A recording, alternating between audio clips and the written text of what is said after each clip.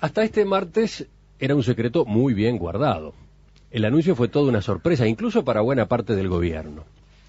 A partir de un acuerdo con la Intendencia de Montevideo, Antel se propone construir y gestionar el Antel Arena, un espacio polifuncional que se emplazará en el predio del viejo cilindro municipal.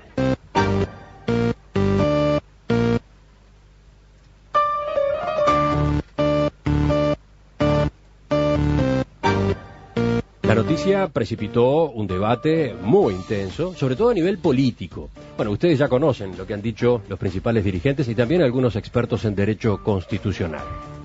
Hoy, para seguir reflexionando sobre el tema, les propongo que escuchemos una opinión de otro tipo. Una opinión muy contundente en contra, que escribió y divulgó en Internet Francisco Bernaza, sociólogo y publicista de larga trayectoria, fundador y director de la agencia Grey, pero además especialista en comunicación política. Me llamó la atención su salida pública porque en los 2 primeros años de este gobierno Bernaza fue asesor del presidente José Mujica, de quien antes había sido jefe de campaña, tanto en la elección interna del Frente Amplio en 2010 como en las elecciones nacionales y el balotaje de ese mismo año. La columna, firmada por Bernaza, se titula Antel sin límites, y en su forma también termina siendo muy llamativa. Al punto de que ahora, para leerla, me va a acompañar Alejandro Acle.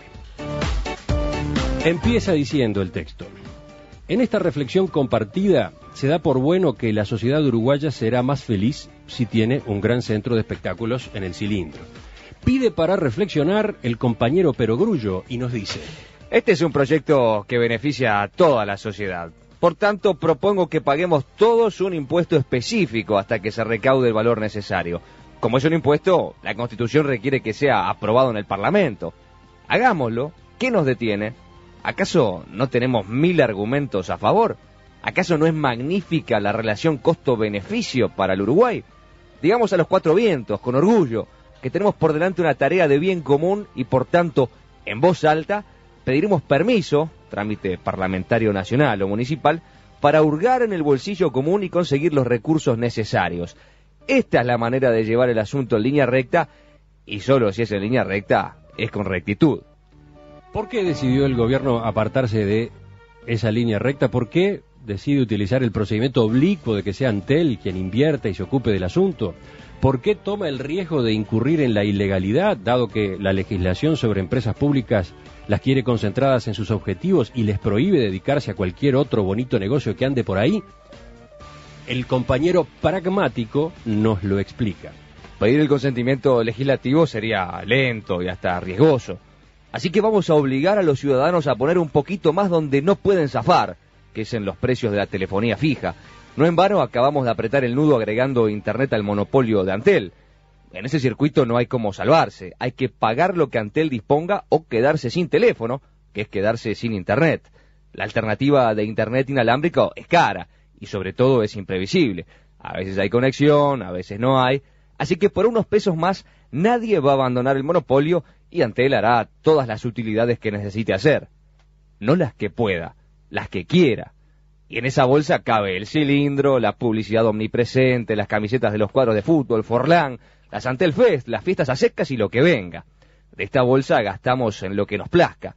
Si necesitamos gastar más, subimos el precio y así fabricamos más utilidades. Con esta impunidad disponible, ¿qué político con ganas de realizaciones visibles y rápidas usaría el camino de decirle la verdad a la gente y pedirle dinero? Mejor decir que todo sale de la magia de las utilidades de Antel, que es plata dulce, y no la amarga que sale del IRPF, del IVA, de la contribución inmobiliaria, de las patentes o de un tributo específicamente creado para hacer la obra. Sigue diciendo Bernaza, la utilización de los monopolios para cobrar impuestos envueltos en celofán no es un invento de este gobierno. Blancos y colorados lo usaron intensamente en sus tiempos. Es la clase política entera la que promueve estos juegos engañosos. Pero Antel, con su proyectada Arena, ha dado un paso cualitativo para ampliar los territorios y los presupuestos que administra la clase política. Parece que se ha iniciado la era del vale todo, en la que se puede escuchar a la presidenta de Antel decir que el vínculo entre las telecomunicaciones y la construcción de un centro de espectáculos es obvio. Y allí viene la firma de Francisco Vernaza, que nos acompaña esta mañana y con quien vamos a conversar en los próximos minutos. Pancho, buen día, gracias por acompañarnos. A ti.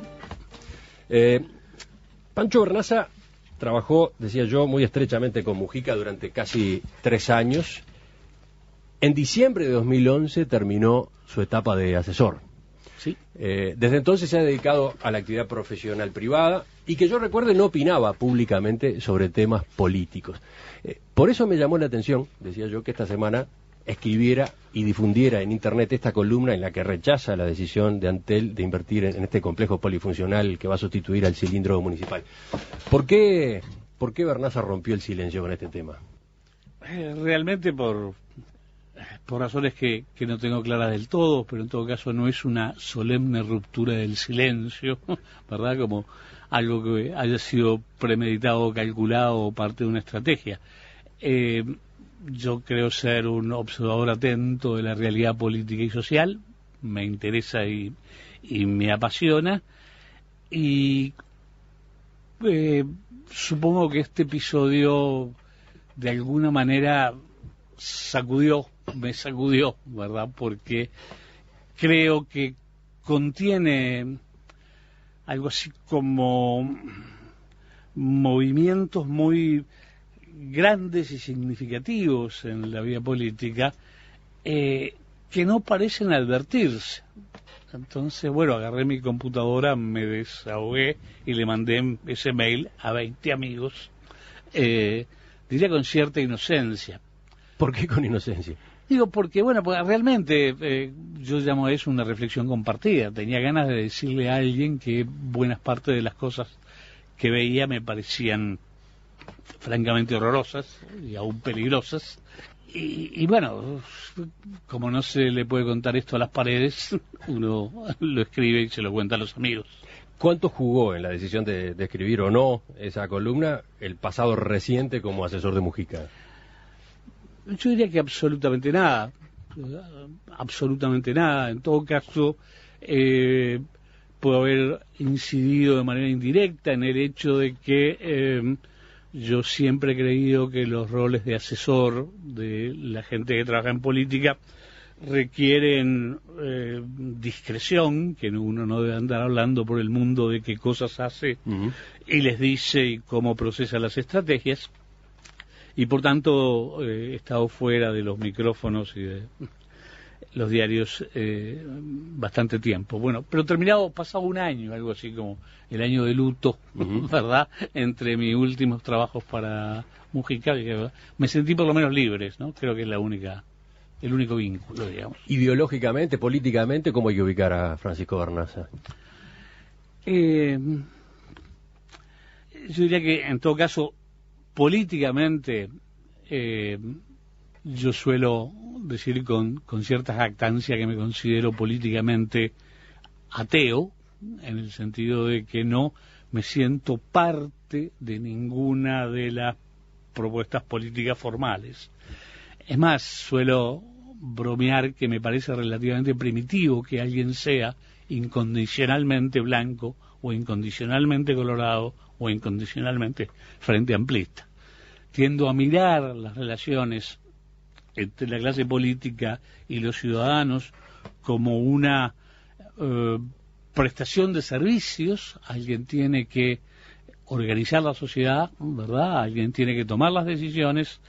La sociedad ha inventado estos sistemas en los cuales hay organizaciones se ofertan para hacer el trabajo, ¿verdad? Se agrupan y se ofertan para hacer el trabajo, y los ciudadanos vamos a esas góndolas políticas y elegimos. Entonces me parece relativamente absurdo decir yo solo voy a elegir esta marca de hoy y para siempre, y todas las variedades que me presente esta marca son incondicionalmente perfectas, y del mismo modo aquella marca de la otra góndola la odio profundamente, la rechazo y nunca la probaré. Me parece que la actitud de los consumidores es evaluar la oferta, ver cómo están en este momento. Desde ayer, si la Coca-Cola está fría o está caliente o está tibia. Si soy incondicional de la Coca-Cola, la tomaré siempre que esté fría, pero si no tienen Coca-Cola fría, tomaré Pepsi-Cola fría. Y bueno, entonces creo que esa es la ubicación y yo la llamo ateísmo. Ajá. También esa concepción está detrás de el hecho de que tú has sido asesor de dirigentes políticos de diferentes partidos, porque ahora yo te citaba como asesor de Mujica, pero supiste asesorar al Frente Amplio en su fundación en el año 1971, supiste asesorar a Jorge Valle en el año 1989, en 1994 a Hugo Batalla con su candidatura al Senado, incluso en los 2 meses finales de la campaña, la candidatura de Julio Sanguinetti a la presidencia. En el año 99 trabajaste con Rafael Michelini, en el 2004 con el Partido Independiente. Absolutamente. Solo falta el Partido Nacional acá. Solo falta el Partido Nacional. Y yo diría que sí, que realmente creo que la relación entre lo que conversábamos previamente y esto es que yo me puedo acercar con absoluta falta de prejuicios a cualquier actor político que me parezca razonable. No es que no tenga límites, sí tengo límites, pero creo que por lo menos me digo a mí mismo cuando me miro en el espejo o cuando me defiendo de algún reproche en estas cosas, yo creo que de viejo uno entiende que en realidad no hay que las soluciones, ¿verdad?, o los procesos que ayudan a que la sociedad madure y mejore no están necesariamente localizados en ninguna de estas ofertantes políticos, ¿verdad? Sobre todo no están localizados siempre a través de los tiempos en los mismos ofertantes políticos, en los de los mismos colores. Y que lo que uno puede hacer con un poco de, yo diría, de cautela, ¿verdad? Si no es que esté allí en la feria el mejor postor, sino con un poquito más de autorrespeto, uno puede decir que, bueno, que en realidad el proceso político mejora según diría, el porcentaje de actores de buena calidad que hay operando en el sistema, ¿sí? Y hay actores de buena calidad en todos lados. Entonces, como nadie va a solucionar del todo las cosas, vamos a mejorar si una especie de tasa teórica, ¿verdad?, de buen nivel como políticos, mejora. Ubicado ese marco, pasemos al tema central. Creo que el artículo, la columna que leímos al comienzo de este espacio es elocuente a propósito de los motivos de esa indignación del ciudadano Francisco Garnaza con el proyecto del Antel Arena. Pero podemos profundizar, recién tú lo calificabas como algo grave, acá están por pasar cosas graves, cosas muy serias. ¿Qué es lo que tiene de particular este caso? Yo no diría que me parezcan grandes acontecimientos que van a incidir de manera importante en la vida social, ¿no? Casi ironizo cuando digo que doy por bueno que tener un cilindro nos va a hacer a todos un poco más felices. No es en ese sentido que digo que me parece grave. Lo que sí creo que me parece grave, y sostengo la palabra y la intensidad del adjetivo, es la manera en cómo se está procesando la reflexión sobre esta cosa. Yo creo que por eso yo, en primer lugar, llamaba a Perogrullo, no por hacerle una estructura original a este relato, sino por tratar de, yo diría con cierta fuerza, decir, bueno, frente a este episodio, las reflexiones del más elemental sentido común parecen estar ausentes. Pongo a Perogrullo, pongo el sentido común y digo, bueno, si se ha identificado una tarea social que vale la pena y que es importante, digamos que nos ponemos en movimiento como sociedad para hacerla y veamos a quién le toca. Vamos a hacer un centro cultural y bueno, yo miro para el Ministerio de Cultura, y digo, esta gente tiene entrenamiento, si no entiendo mal, maneja el Sodre hace 50 años, que se dedica a los espectáculos, ¿verdad? Y que tiene salas y que tiene una super sala actualmente. O miro hacia la Intendencia de Montevideo, que se dedica a organizar espectáculos hace mucho tiempo, que administra el Solís, que administra administraciones de cultura popular, como el Teatro de Verano. Digo, voy a dar un paso en el negocio del espectáculo, tengo mis organizaciones. Digo, ¿y por qué no son esas las que se movilizan? Y yo sospecho que el proceso que viene de aquí en adelante, esto podría ser más o menos explícito, pero que de ahí arranca una especie de reflexión silenciosa y subterránea que discurre por debajo y que dice más o menos así. Yo diría, Eldridge diría, ¿y qué me mirás a mí, ministro de Cultura, si yo no tengo un mango para lo que tengo que hacer ahora? ¿Cuánto me vas a pedir que me metas a poner 40 millones? Ni siquiera hablar si miramos hacia la Intendencia. La Intendencia va a decir, ¿a mí? ¿Con qué? Si yo tengo 1000 tareas que hacer, ¿verdad? Y así sucesivamente el Ministerio de Obras la posibilidad Públicas, de que fuera la Intendencia llegó a manejarse porque cuando fracasó la licitación, primero la Intendencia convocó una licitación a la que se presentó un solo privado y después terminó declarándola desierta. Pero ahí había anunciado que en principio era ella misma quien seguía adelante. Claro, pero la Intendencia, yo diría, tenía una especie de subcapítulo aún más subterráneo de estos supuestos, porque arrancaba de la idea de no tengo plata para hacerlo, de ninguna manera. Voy a ver si consigo manguear a alguien para que invente una operación y esto se financie privadamente. Entonces, la primera en renunciar a esta idea de acá hay un gran asunto, bueno, vamos a hacerlo. Y si el asunto es tan inequívocamente bueno y tentador para la sociedad, si vamos a ganar tantas cosas con este centro del espectáculo, ¿cómo no se va a poder dialogar con la sociedad y decirle, vamos a poner entre todos, hagamos una tasa, ¿verdad? 40 millones de dólares no es tanto, y se los damos a quien tenga que administrar eso. Yo creo que lo que está pasando en ese proceso es que de verdad no se siente que allí haya una gran prioridad para el país, ni siquiera para la ciudad. Sería bonito, sería bueno, pero no es una de las tareas relevantes y tenemos tantas tareas relevantes. Que frente a eso a nadie se le ocurre poner en marcha procedimientos relativamente dramáticos, como sería decir, bueno, hagamos un movimiento de proponer una tasa, un impuesto, lo que fuera, porque no se siente con esa intensidad. Entonces, cuando todo el mundo dice, y regreso al principio de la nota, asumamos que es muy importante, yo no lo creo que lo sea, pero digamos que es muy importante, todos los que naturalmente debían conducir y articular esos procesos no los atienden porque no tienen fondos. Y entonces, ¿hacia dónde se mira? Hacia donde aparentemente y de manera milagrosa siempre hay dinero, ¿verdad? A Antel le está yendo muy bien de un tiempo a esta parte. Yo diría que a Antel siempre le va bien y eso es magnífico, pero y creo que ahí está el centro de lo que de verdad a mí me preocupa.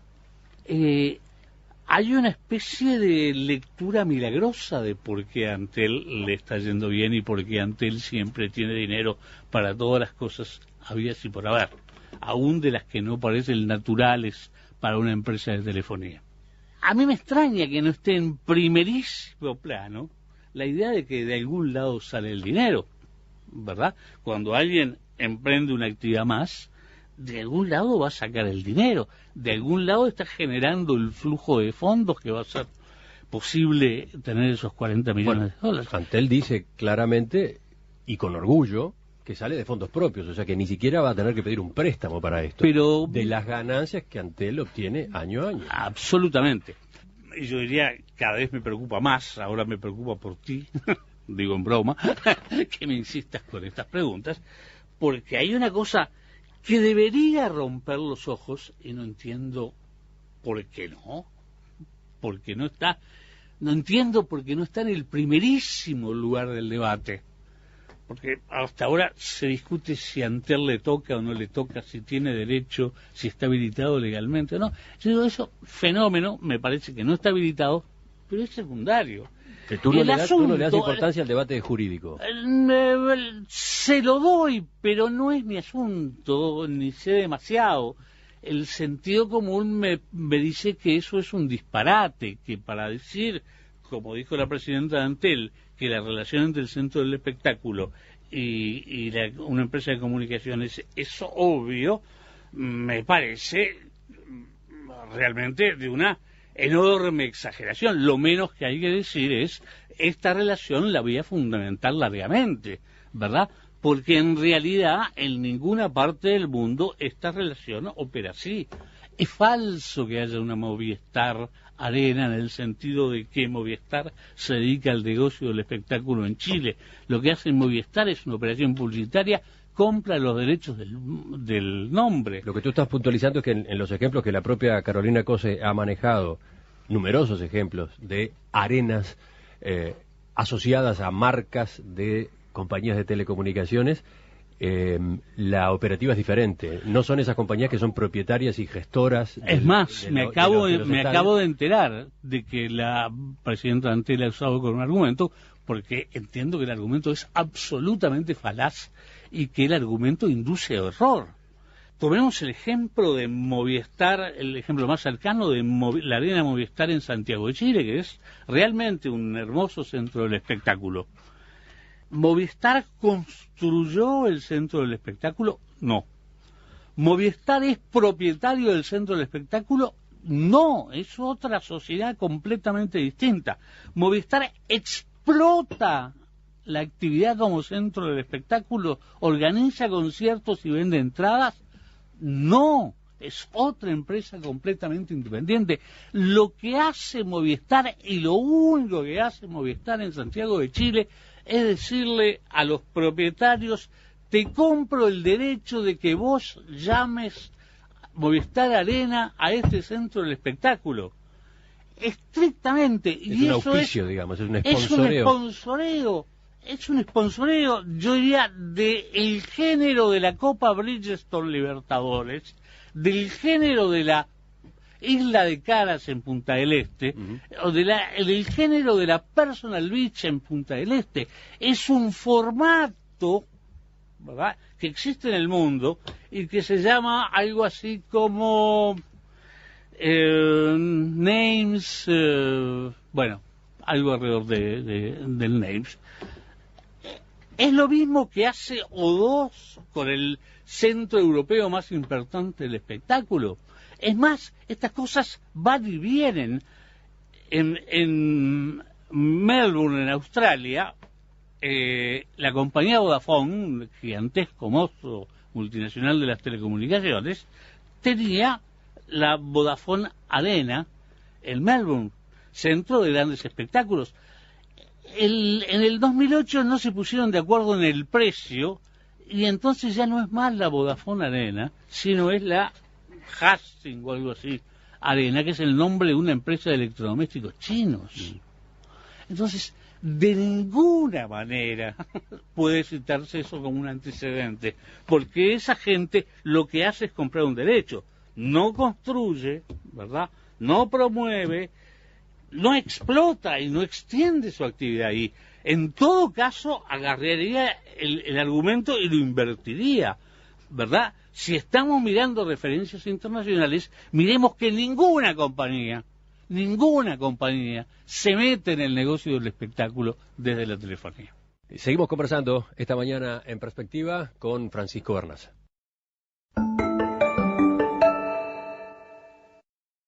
Francisco Bernaza es sociólogo, egresado de la Universidad de la República, publicista durante décadas, quizás desde 1968, cuando fundó Grey Publicidad, en donde se ha desempeñado desde entonces como director general y director creativo.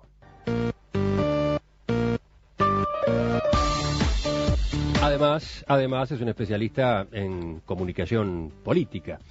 Ha sido docente en las carreras de la Universidad Católica y la Universidad de la República y en la maestría en marketing político de la Católica. Ha sido asesor de distintos dirigentes y candidatos en diferentes partidos. En Uruguay, la última de estas tareas fue junto a José Mujica en los 2 primeros años de esta presidencia.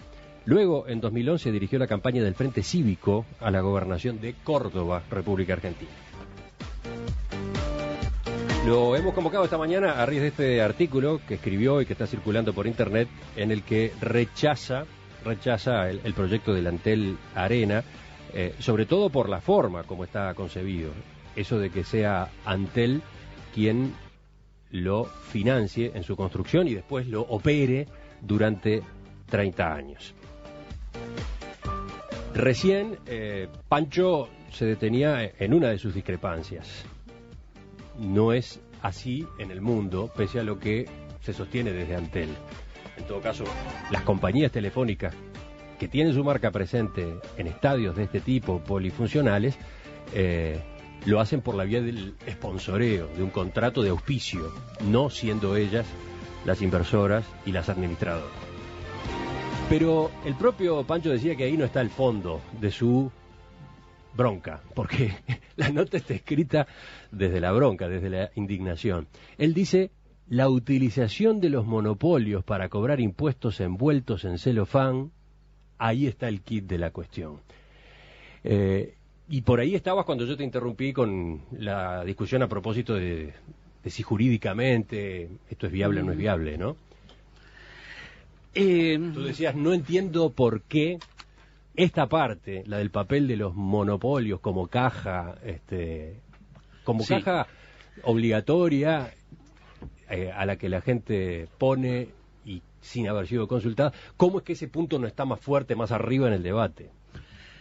Sí, porque episodios, discusiones a propósito si una empresa pública debe extender su actividad, va a haber algunas de vez en cuando, pero la mirada en la manera en que la sociedad observa la vida política, observa la acción del Estado, eso es permanente, ¿verdad? Y eso está todos los días incidiendo en las decisiones que los ciudadanos toman. Yo creo que a mí lo que de verdad me preocupa en el alma, es que nos puedan convocar a todos a una especie de escenario donde se da un espectáculo de magia, ¿verdad? Donde algunos miembros de la clase política se suben al escenario, sacan palomas, transforman, multiplican los panes y los peces y hacen toda clase de movimientos improbables, para decirlo menos. Lo que me aterra no es que suceda ese espectáculo, y me parece que lo que vimos, sino que nosotros en la platea podamos aplaudir y no interrogarnos, bueno, ¿de dónde están saliendo esas palomas? ¿Cómo se están dando esos presuntos actos de magia? Porque decir que yo tengo 40 millones de dólares con esto, además del espectáculo del dinero infinito, es decirle a la sociedad: yo hago magia, yo saco el dinero, yo lo fabrico. Nosotros somos los reyes Midas o la reina Midas, que todo lo que toca lo transforma en oro. Y frente a un negocio donde han retrocedido aparentemente espantados todos los posibles inversores, porque parece difícil hacerle dinero, viene Antel y dice: yo voy a ganar 10 millones de dólares. Sí, esa fue la cifra que manejó la ingeniera Cosa en el día de ayer. La inversión es de 40 millones de dólares, pero los cálculos que ha hecho el equipo de Antel indican que por año Antel tendrá un retorno de 10 millones de dólares. Con lo cual tenemos que proponerlos para el Premio Nobel de la Economía Universal. Estamos desperdiciando. Antel se dedica a la telefonía. Si tenemos todo ese talento allí reunido, debíamos venderlo a precio carísimo en el mundo para que la gente aprenda a hacer negocios, ¿verdad? Eso es lo que yo digo. Se ponen en el escenario, hacen actos de magia y la gente no entiende mucho, y eso no importaría. La gente ni siquiera se interroga de dónde, cómo se están procesando todos esos milagros. Es más, en realidad parece que están concurriendo a una de esas iglesias donde se hacen los milagros en vivo y está diciendo, milagro, milagro. Antel va a poner $40 millones que lo fabrica con sus utilidades. Y entonces yo diría que quizás por aquel ateísmo o por un escepticismo muy del fondo de mi corazón y mi cabeza, yo digo, pero ¿de dónde sale la plata? Ya no para estas aventuras que son relativamente locas y yo creo que van a parar en el Parlamento, van a parar en la discusión política, ¿verdad? Esto es además de todo, y esto es lateral, un agravio a la Constitución, ¿verdad? Eso es un chiste a propósito de la Constitución que es muy explícita. Pero aparte de eso, que digo, solo ocurre acá, lo que ocurre con cierta permanencia es que a la gente se le proponen los beneficios y se le ocultan los costos, ¿verdad? Para que Antel pueda hacer todo lo que hace hoy, y para que Antel emprenda estas cosas, el dinero tiene que salir de algún lado, ¿verdad? Estas ganancias que no se declaran aparentemente como tales, pero que aparecen cuando se necesita el dinero, tienen que salir de algún lado. Y para una empresa que lo que hace es vender servicios, solo salen de la rentabilidad de los servicios. Ahora bien, Antel opera en buena parte de su negocio, en la parte más, yo diría, tentadora y rendidora de su negocio, opera en régimen de monopolio. Es decir, hace uso de una concesión que le hemos hecho todos los uruguayos, por la cual nos comprometemos a comprar telefonía o comunicación alámbrica solo a ellos. Para seguir con la metáfora de hoy, es como si fuéramos el boliche de la esquina y nosotros le dijéramos, mira, solo te voy a comprar la Coca-Cola o la bebida a vos. Solo y para siempre te la voy a comprar a vos, ¿verdad? Si hiciéramos eso, ¿verdad? Pediríamos garantías sobre cómo va a evolucionar el precio, sobre qué se hace con el dinero, de cómo se van a organizar para tener siempre todos los tamaños de Coca-Cola en todas las temperaturas que se nos puedan ocurrir. Entonces, si Antel gana tanto dinero, ¿verdad? Y yo no creo en milagros, no puede ser porque sean los reyes universales de la eficiencia empresaria. Eso no se lo cree nadie, absolutamente nadie. Y yo diría, y caería estruendosamente y haciendo ruido si en alguno de esos tantos millones se dedicara a contratar a una de las tantas auditorías internacionales que pueden existir para calificar y analizar la calidad de la gestión de Antel como prestador de servicios monopólicos. Entonces, como milagros no hay, el dinero va a salir y sale y va a salir de lo que podemos llamar perfectamente sobreprecios en la prestación del servicio monopólico. Como estamos obligados a comprar, lo compramos al precio que Antel nos fije. Antel no tiene utilidades. Antel gana lo que necesita ganar, porque Antel puede fijar con la más absoluta impunidad el precio que nos va a cobrar en el servicio y decir, restar los costos y ganar lo que se le antoje. Entonces, en un momento que me parece grave, en que se nos ha agregado un nudo durísimo por el lado del monopolio de Internet, porque acá se acaba de confirmar, ¿verdad?, por el cual, por supuesto, Antel peleó con uñas y dientes y el gobierno la respaldó.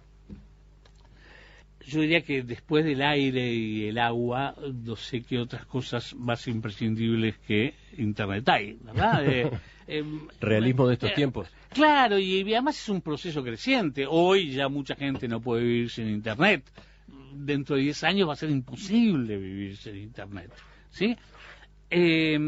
la Internet que funciona es la Internet alámbrica, es la que estaba en régimen de monopolio. Entonces, Antel va a poder cobrar Internet lo que se le antoje, y va a poder, porque no se lo vamos a poder comprar a nadie más, va a poder ganar lo que se le antoje, y va a poder hacer centros de espectáculo de 5 pisos. De paso, digamos, puede hacer también la Stadium Antel, ¿verdad? Porque si la justificación es que Antel tiene que transmitir espectáculos con banda ancha, y para eso necesita un centro de espectáculos, que haga un estadio de fútbol que también es generador de espectáculos a transmitir y le ponga su nombre, y que lo haga con techo corredizo, si es posible, lo va a poder hacer, porque va a poder tener el dinero que se le antoje, porque todos, que no vamos a poder respirar sin Internet, vamos a pagar el precio que nos quieran hacer pagar.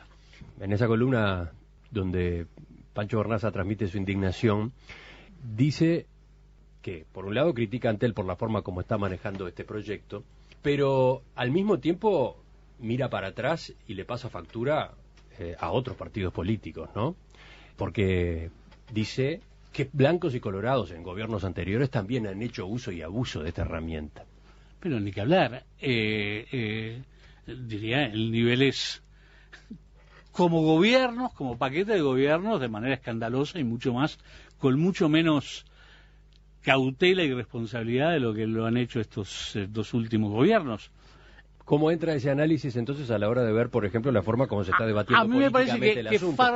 Claro. Quiero decir, ¿quiénes tienen autoridad para criticar a Antel hoy en este escenario? Los ciudadanos de a pie, por lo menos, ¿verdad? Digo, no sé, y la clase política que se puede arrepentir de sus propios viejos pecados. A mí me parece que ahí, y esto sí forma parte de la misma angustia que siento en la punta de la sala cuando escucho aplaudir los milagros, digo, la idea es que la democracia empieza a construirse cuando en el siglo XII alguien le para el carro al rey, le hace firmar la Carta Magna, cuya única cláusula relevante dice: no se pueden poner impuestos sin autorización del soberano, que en aquellos tiempos eran algunos señores. Entonces, el principio de no hay impuestos sin aprobación legislativa es un principio que nadie discute. Entonces, hay algo de insultante, hay algo de tomarnos el pelo a todos, cuando por un lado escribimos en la Constitución y se nos dice: oh no, si se va a poner un impuesto hay que ir a discutirlo en el Parlamento. Ahí está el pobre Pepe lidiando con el Parlamento porque le aprueben explícitamente un impuesto para hacer unos mangos para caminaría rural, no para un centro del espectáculo, nada menos que para caminaría rural, para que salgan los cultivos, ¿verdad? Está de frente pidiéndole al Parlamento que le haga, que le apruebe, y lo consigue o no lo consigue, va. Y ahora va por la revancha y presentó de nuevo el proyecto. Mientras se hace eso, yo diría, de frente, cumpliendo con el principio de que no hay impuestos sin Parlamento, en paralelo, un oscuro directorio, ¿verdad?, que no tiene representación política directa, resuelve que te cobra un impuesto porque sí, sin garantías. Pero y eso lo han hecho desde el principio de los tiempos, o desde hace mucho tiempo, los partidos políticos en Uruguay. Yo diría que quizás la única diferencia es que en esa época eran los propios ministros de Economía los que decían: muchachos de ANCAP, muchachos de Antel, muchachos de UTE, me suben los precios, me recargan impuestos y me lo traen a rentas generales. En todo caso, ese impuesto termina donde deben terminar los impuestos, que es en rentas generales, y en este caso no en una caja propia. ¿Y en este caso no ocurre así? Y claro que no ocurre así, porque este impuesto lo recauda Antel, y Antel dice: ¿y qué hago con estas impuestos? Pero el gobierno un no festival tiene... en Atlántida, un centro del espectáculo... Pero mi pregunta es, ¿el gobierno no tiene responsabilidad en una decisión como esta? Y sí que las tiene, y nadie le vio la cara a Pepe el otro día que no sabía si estaba a favor o en contra de esto cuando lo interrogaron. Yo creo que sus instintos le decían que esto es un disparate. Lo que dijo ellos de esto no sé nada, ¿verdad? La gente del Ministerio de Economía, con mucho tacto, porque no está para agregarse un frente de broncas más, dijo que debe regirse por el presupuesto y hasta donde ellos saben, en el presupuesto de Antel eso no estaba. Y un director reciente de Antel dice, ¿verdad?, hasta el año pasado, que esto ni se ha discutido en el directorio. Un tremendo proyecto en el que vamos a ganar 10 millones de dólares por año no se discutió hace un año en un directorio. Francisco Bernaza, gracias por acompañarnos esta mañana con este análisis que se suma a otros en este asunto. ¿Tu esperanza cuál es? ¿Tu expectativa cuál es a partir de un planteo como este? Yo creo que lo mejor que tiene el sistema político uruguayo es que el poder está muy fraccionado, ¿verdad? Que mucha gente tiene capacidad de presionar y de reaccionar. Mi pronóstico personal, he hecho varias apuestas ya, una con mi esposa que me dice que voy a perder, es que esto va a ser parado, yo diría, por los muchos perogrullos que andan distribuidos por el mundo, algunos de los cuales tienen poder político o poder para influir a la opinión pública. Realmente, me lo digo a mí mismo de la siguiente manera: ojalá que Uruguay tenga un maravilloso centro del espectáculo, único, y que seamos el centro del mundo de la organización de espectáculos. Pero vamos a hacerlo sin mentiras de por medio. Vamos a hacerlo con nuestra gente especializada para hacerlo. Vamos a hacerlo con nuestros fondos, con los que aportemos como sociedad, porque hemos sido convocados para eso. No vamos a hacerlo porque alguien resolvió cobrarnos más internet y sacarnos la plata. ¿Volvemos a conversar en cualquier momento? Con mucho gusto, gracias por esta sesión gratis de terapia. Me sacudió, ¿verdad? Porque creo que contiene algo así como movimientos muy grandes y significativos en la vida política que no parecen advertirse. Entonces, bueno, agarré mi computadora, me desahogué y le mandé ese mail a 20 amigos, diría con cierta inocencia. ¿Por qué con inocencia? Digo, porque realmente yo llamo a eso una reflexión compartida. Tenía ganas de decirle a alguien que buenas partes de las cosas que veía me parecían francamente horrorosas y aún peligrosas. Y bueno, como no se le puede contar esto a las paredes, uno lo escribe y se lo cuenta a los amigos. ¿Cuánto jugó en la decisión de escribir o no esa columna el pasado reciente como asesor de Mujica? Yo diría que absolutamente nada.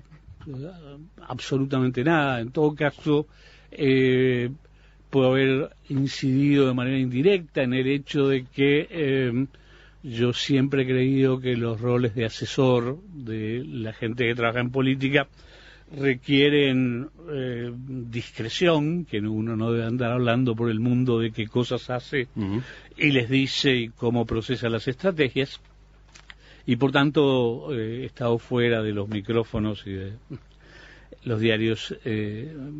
Alejandro Acle.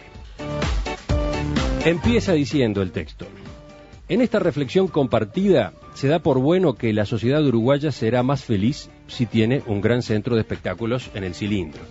Pide para reflexionar el compañero Perogrullo y nos dice: este es un proyecto que beneficia a toda la sociedad. Por tanto, propongo que paguemos todos un impuesto específico hasta que se recaude el valor necesario. Como es un impuesto, la Constitución requiere que sea aprobado en el Parlamento. Hagámoslo. ¿Qué nos detiene? ¿Acaso no tenemos 1000 argumentos a favor? ¿Acaso no es magnífica la relación costo-beneficio para el Uruguay? Digamos a los cuatro vientos, con orgullo, que tenemos por delante una tarea de bien común y, por tanto, en voz alta, pediremos permiso, trámite parlamentario nacional o municipal, para hurgar en el bolsillo común y conseguir los recursos necesarios. Esta es la manera de llevar el asunto en línea recta, y solo si es en línea recta, es con rectitud. ¿Por qué decidió el gobierno apartarse de esa línea recta? ¿Por qué decide utilizar el procedimiento oblicuo de que sea Antel quien invierta y se ocupe del asunto? ¿Por qué toma el riesgo de incurrir en la ilegalidad, dado que la legislación sobre empresas públicas las quiere concentradas en sus objetivos y les prohíbe dedicarse a cualquier otro bonito negocio que ande por ahí? El compañero pragmático nos lo explica. Pedir el consentimiento legislativo sería lento y hasta riesgoso. Así que vamos a obligar a los ciudadanos a poner un poquito más donde... Hasta este martes era un secreto muy bien guardado. El anuncio fue toda una sorpresa, incluso para buena parte del gobierno. A partir de un acuerdo con la Intendencia de Montevideo, Antel se propone construir y gestionar el Antel Arena, un espacio polifuncional que se emplazará en el predio del viejo cilindro municipal.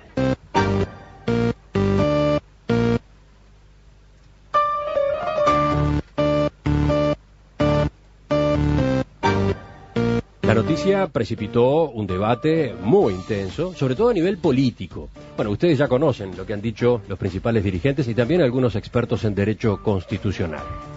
Hoy, para seguir reflexionando sobre el tema, les propongo que escuchemos una opinión de otro tipo. Una opinión muy contundente en contra, que escribió y divulgó en Internet Francisco Bernaza, sociólogo y publicista de larga trayectoria, fundador y director de la agencia Grey, pero además especialista en comunicación política. Me llamó la atención su salida pública porque en los 2 primeros años de este gobierno Bernaza fue asesor del presidente José Mujica, de quien antes había sido jefe de campaña, tanto en la elección interna del Frente Amplio en 2010 como en las elecciones nacionales y el balotaje de ese mismo año. La columna, firmada por Bernaza, se titula Antel sin límites, y en su forma también termina siendo muy llamativa, al punto de que ahora, para leerla, me va a acompañar la clase política.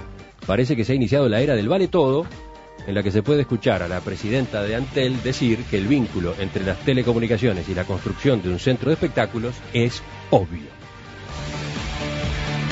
Y allí viene la firma de Francisco Bernaza, que nos acompaña esta mañana y con quien vamos a conversar en los próximos minutos. Pancho, buen día, gracias por acompañarnos. A ti. Pancho Bernaza trabajó, decía yo, muy estrechamente con Mujica durante casi 3 años. En diciembre de 2011 terminó su etapa de asesor.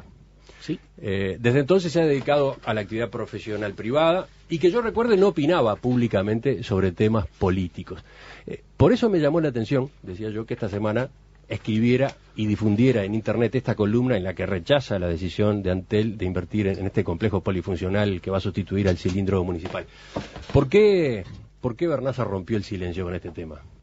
Realmente por razones que no tengo claras del todo, pero en todo caso no es una solemne ruptura del silencio, ¿verdad? Como algo que haya sido premeditado, calculado o parte de una estrategia. Yo creo ser un observador atento de la realidad política y social, me interesa y me apasiona, y supongo que este episodio de alguna manera sacudió. De no pueden zafar, que es en los precios de la telefonía fija. No en vano acabamos de apretar el nudo agregando Internet al monopolio de Antel. En ese circuito no hay cómo salvarse, hay que pagar lo que Antel disponga o quedarse sin teléfono, que es quedarse sin Internet. La alternativa de Internet inalámbrico es cara y sobre todo es imprevisible. A veces hay conexión, a veces no hay. Así que por unos pesos más nadie va a abandonar el monopolio y Antel hará todas las utilidades que necesite hacer. No las que pueda, las que quiera. Y en esa bolsa cabe el cilindro, la publicidad omnipresente, las camisetas de los cuadros de fútbol, Forlán, las Antel Fest, las fiestas a secas y lo que venga. De esta bolsa gastamos en lo que nos plazca. Si necesitamos gastar más, subimos el precio y así fabricamos más utilidades. Con esta impunidad disponible, ¿qué político con ganas de realizaciones visibles y rápidas usaría el camino de decirle la verdad a la gente y pedirle dinero? Mejor decir que todo sale de la magia de las utilidades de Antel, que es plata dulce, y no la amarga que sale del IRPF, del IVA, de la contribución inmobiliaria, de las patentes o de un tributo específicamente creado para hacer la obra. Sigue diciendo Bernaza, la utilización de los monopolios para cobrar impuestos envueltos en celofán no es un invento de este gobierno. Blancos y colorados lo usaron intensamente en sus tiempos. Es la clase política entera la que promueve estos juegos engañosos. Pero Antel, con su proyectada Arena, ha dado un paso cualitativo para ampliar los territorios y los presupuestos que administra